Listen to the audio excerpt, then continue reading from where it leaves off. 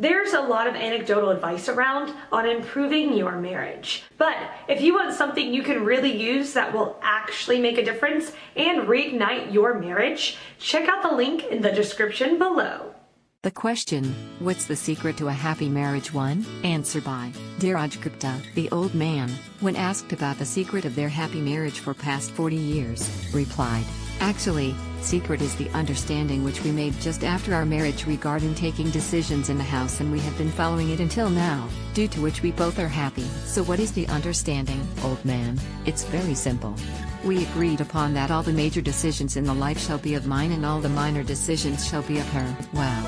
That is great. So what type of major decisions you take, old man? All the major decisions, like when America should invade North Korea, whether USA should bring back its troops from Afghanistan, whether USA should sign climate change agreement, etc.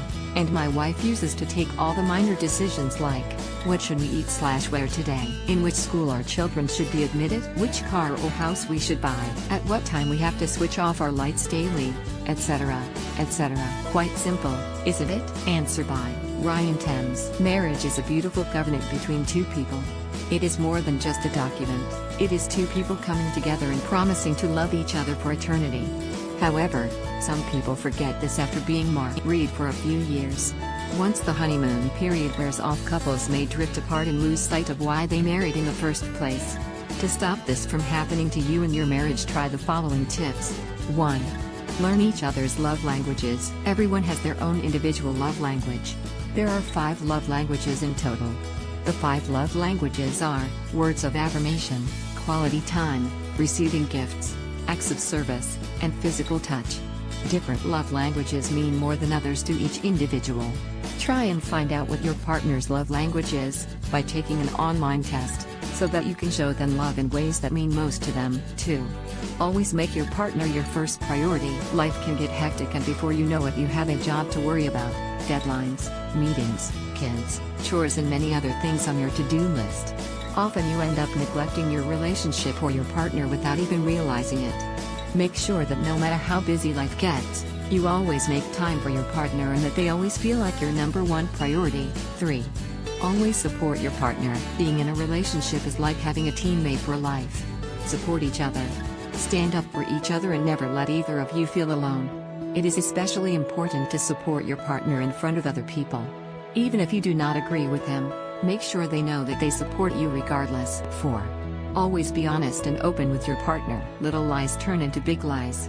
Leave lies out of your relationship if you want to stay happy. Always be honest with your partner. This will build trust and will help you have a strong relationship. Having an honest relationship will also benefit you, and you will never have to believe what someone else says about your partner, because you know in your heart that your partner would never lie to you. 5. Listen to your partner. Take time out of your day to really listen to your partner, especially when they are upset. Often couples keep arguing because neither feels that they have been hurt. Change this by truly listening to what your partner says and repeat it back to them so that they know you truly heard them and their concerns. 6. Apologize often. If you mess up, apologize. Never let the sun set while you are still fighting with your partner. Always try to be the bigger person and apologize first. This will strengthen your relationship and show your partner that you are willing to do whatever it takes to make things work because you love them. 7. Forgive them. Forgiving does the same thing. It shows that you are willing to do what it takes to move forward together in life. Often couples hold on to anger and the little things that their partner did. This allows resentment to grow and can be detrimental for any relationship. Rather, learn to forgive your partner whether they apologize or not. Don't put up with disrespectful behavior, but do forgive them if they mess up. We are all only human after all. 8. Go on adventures. When life becomes busy, couples often stop doing fun things. This leads to boredom setting in, which can lead to wandering. To avoid this, never stop being adventurous together. Never give up on your hopes and dreams. Rather, find a way for you two to reach them together. Go on dates and holidays to keep the fun element in your relationship. 9. Make love often. Couples who reported having lots of sex also reported to be in happier relationships than those who had less sex. Sex is an intimate act that can connect a couple in a deep and special way. Never stop having sex. In fact, make sure you constantly spice things up in the bedroom. Read books like The Sex Positions Playbook by Scarlett Faith to really heat things up. I hope these tips have helped you in some way and I wish you all the best with your marriage. Answer by Gaurav Misra. Eva Benet to add under the presumption that my marriage is what you'd call happy. But that's different for everyone.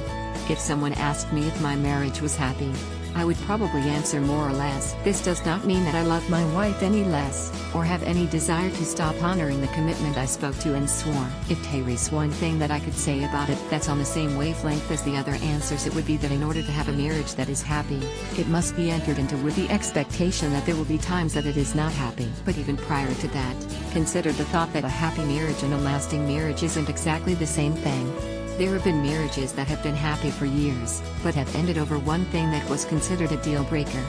There have been marriages that endured crises, conflict, hardship, but have lasted, partly due to the circumstances the couple found themselves in, the values marriage that both partners brought to the table, and their determination to honor the commitment till they died. I can definitely think of several marriages within my own sphere that endured simply because both partners would never even have thought of divorce despite conflict, mental illness, verbal abuse.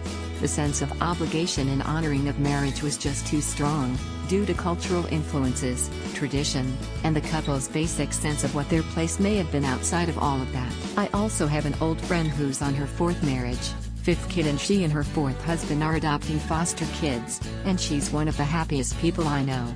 Go figure. If there are 3 things I feel would be the most important in terms of making a marriage happy, and have resulted in unhappiness because of my experience of neglecting, or being neglected for my part, it would be these 3 factors: sex, money, time. Sex is important.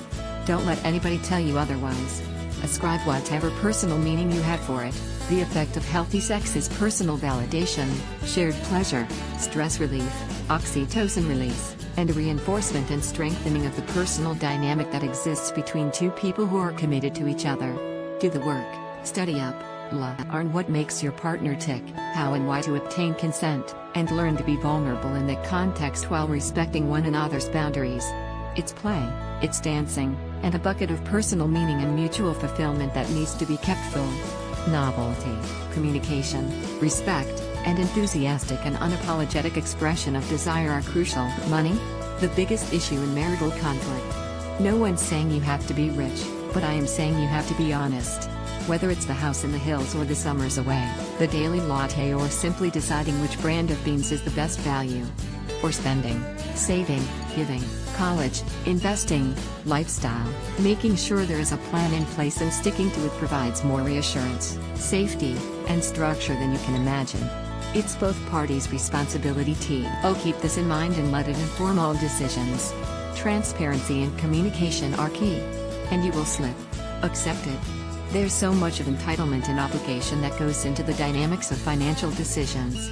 Find places to compromise, be open to opportunities, but realize that often with more income comes more responsibilities. Everything's a trade-off.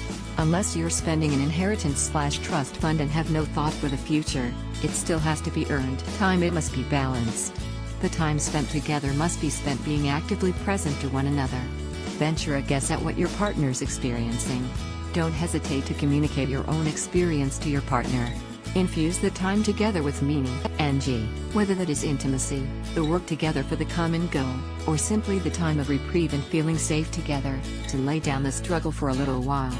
To share the things you don't get the chance to when caught up in day-to-day existence. The cliché is that people get married because they're in love.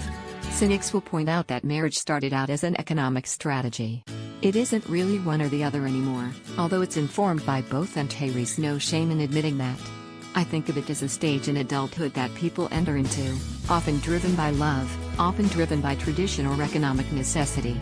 But whether it's stars in your eyes driving you to it or just the idea that you've been living together, and might as well make it official.